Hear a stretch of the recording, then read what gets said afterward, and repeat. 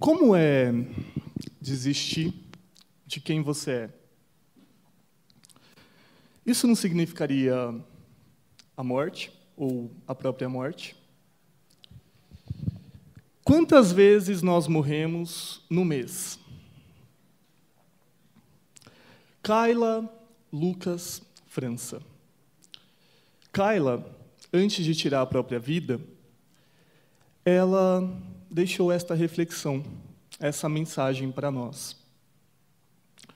Kayla, não binária, trans, negra, ativista, tinha sonhos,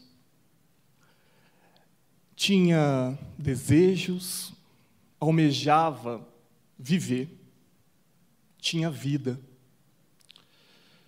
Porém, Kayla não suportou a dor, não suportou o olhar do outro.